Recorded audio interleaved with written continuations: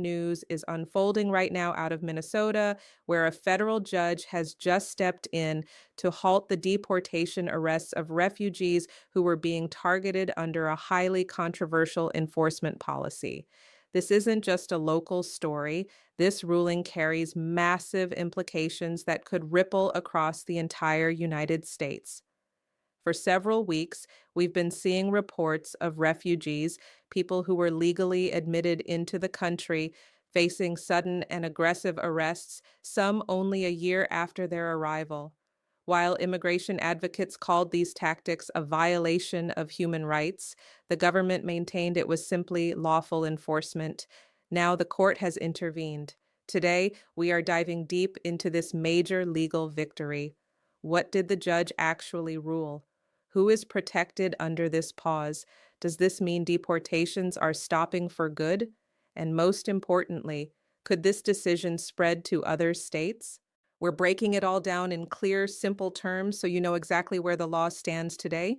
The core of this story begins in the U.S. District Court for the District of Minnesota. A federal judge issued a temporary restraining order that effectively ties the hands of immigration authorities regarding a specific new enforcement interpretation. According to court documents, refugees who entered the U.S. through official channels were being picked up for potential removal after just 1 year of residence.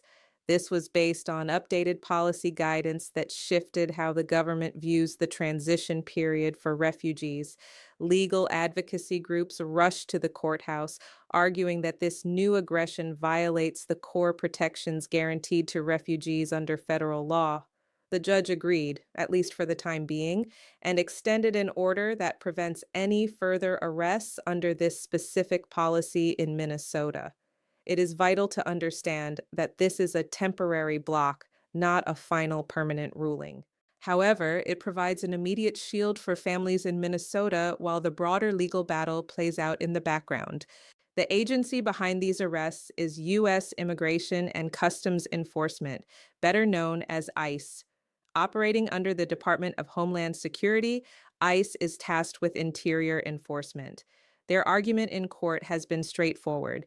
They claim they are simply ensuring that refugees remain in compliance with the strict terms of their status. However, the legal challenge against them suggests that ICE's current approach goes far beyond what Congress ever intended when it wrote the refugee laws.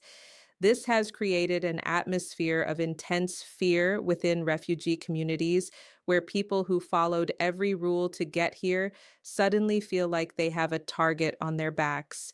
This tension between strict enforcement and humanitarian protection is exactly why this case is so significant.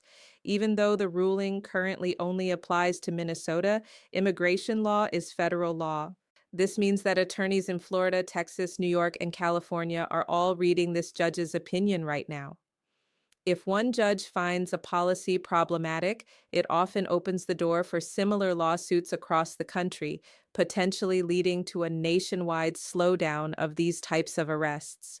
To truly grasp the weight of this case, we have to clarify what refugee status actually means, because there is a lot of misinformation out there. Refugees are not undocumented immigrants.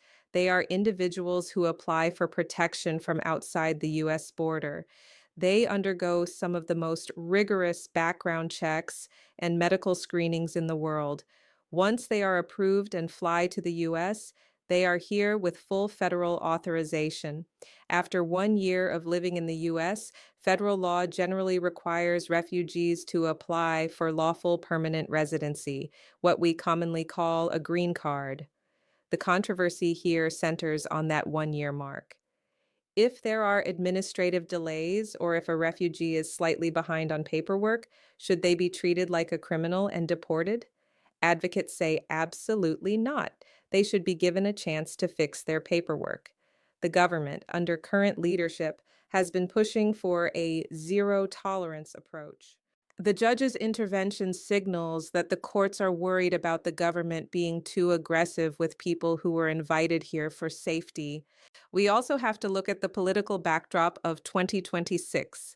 Immigration enforcement has reached new levels of intensity, especially under policies tied to the current administration's focus on interior removal. Supporters of these policies argue that the law is the law and that strict enforcement restores order. On the other side, critics argue that these tactics destroy the trust between immigrant communities and the government. Minnesota has become the front line for this debate. In his detailed legal opinion, the judge expressed concern that the government's enforcement approach might actually conflict with existing federal statutes. More importantly, the judge pointed out the irreparable harm that occurs when a family is torn apart by an arrest. If a refugee is deported and it's later found that the arrest was illegal, you can't easily undo that damage. That is why the court issued a temporary injunction. It essentially hits the pause button so that the law can be debated properly without anyone else being sent away in the meantime. So, what happens next? There are a few different paths this could take. First, the federal government is almost certainly going to appeal this ruling to a higher court. Second, the case in Minnesota will move toward a full trial where both sides will present evidence. We might also see Me Too lawsuits popping up in other districts where lawyers use this Minnesota ruling as a blueprint to protect refugees in their own states. If this case eventually reaches the Supreme Court, the final decision will set the standard for the entire nation. For now, if you are a refugee or you know someone with refugee status, the most important takeaway is this: the law is currently in flux. While this ruling is a massive victory for those in Minnesota, it doesn't grant permanent legal status to everyone else. It is a signal that the judicial system is still acting as a check and balance against government overreach. In conclusion, the situation in Minnesota is a landmark moment for 2026 immigration policy. A federal judge has stood up and said that the government cannot simply change the rules on refugees without a fight. This ruling challenges the very way immigration enforcement is being applied to legally admitted residents. It isn't a permanent fix, but it is a significant shield for those currently in the crosshairs. We are going to keep a very close eye on the appeals process and any new orders that come out of the Department of Homeland Security. In this fast moving legal environment, having the right information is your best defense.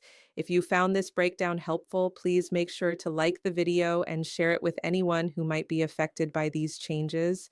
Don't forget to subscribe and turn on notifications because as the 2026 immigration landscape evolves, we will be here to explain it all to you step by step.